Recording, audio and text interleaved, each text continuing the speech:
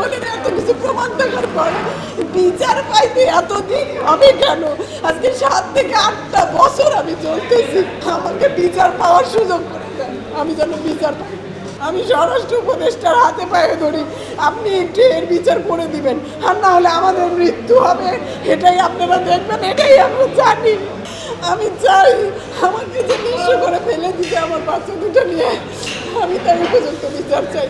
আপনাদের মাধ্যমে আমি স্বরাষ্ট্র উপদেষ্টার কাছে করজোরে মিনতি জানাচ্ছি এবং আইজি স্যারের কাছে আমি মিনতি জানাচ্ছি, তারা যদি আমার কোনো উপযুক্ত বিচার না করে দেয়, আমি এক বোতল বিষ নিয়ে আসছি।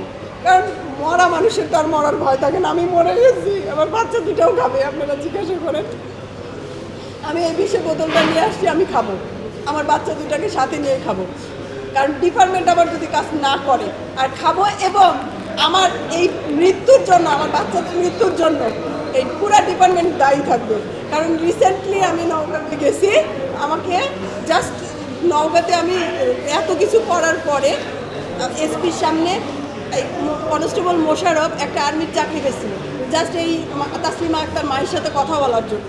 তো সেই যে কনস্টেবল আর্মিটার চাকরি পেয়েছে, সেই আর্মিটাকে নিয়ে সেই আর্মি ভাইটাও সাক্ষ্য দিতে গেছে এসপির কাছে, এবং আপনার হচ্ছে এই তাসলিমা আক্তার মাহির হাজব্যান্ড মাহমুদ হাসান দীপু, এই দীপু ভাইয়াটাও গেছে, কারণ তারাও নির্যাতিত, প্রচুর নির্যাতিত।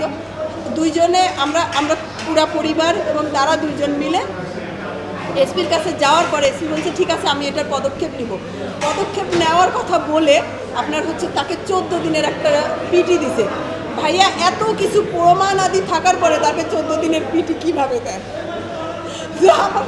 আমার প্রশ্ন যে আমরা নির্যাতিত, এতটা নির্যাতিত, আমি বাচ্চা দুটো নিয়ে নওগাঁয় যে এত কষ্ট করে যাই, নাটোর থেকে অনেক কষ্ট করে আমার যেতে হয়, সেখানে কেন বিচার হলো না?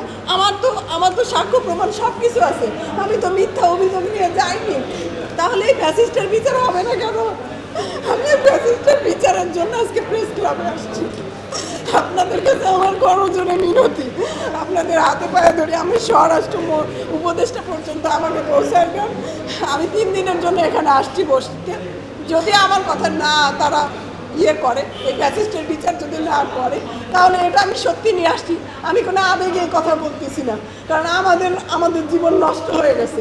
এই ফ্যাসিস্ট এখনও এত কিছুর পরে এখনও বহাল চাকরিতে কেন? আমি চাই, আমার একটা দাবি, আমার শুধু না, আমার বাচ্চাদেরও দাবি, আমার বাচ্চাদের দাবি তারা একটা সুষ্ঠু বিচার বলতে আমি তার চাকরিচ্যুত অবস্থা দেখতে চাই। কারণ এখনও সে চাকরিতে কিভাবে থাকে এত কিছুর পরে?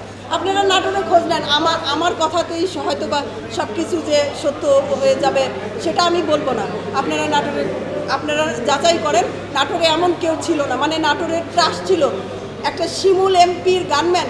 শিমুল কেমন ছিল সেটা হয়তো সবাই জানে, নাটোরবাসী এবং সবাই জানে শিমুলের গানম্যান। এসপির কাছে আমার যখন হাত ভেঙে দিছে, মায়ের হাত ভেঙে দিছে, তখন এসপির কাছে আমি ভাঙা হাত নিয়ে গেছি। এসপি বলছে যে আপনি বাসায় থাকবেন। শিমুল এমপি বলছে যে বাসায় থাকবে না, আমার বাসায় থাকবে। শিমুল এমপির বাসায় থাকতো এই গানম্যান। এতটা নির্যাতন করার পরেও আমি কিভাবে এর বিচার না চেয়ে থাকবো?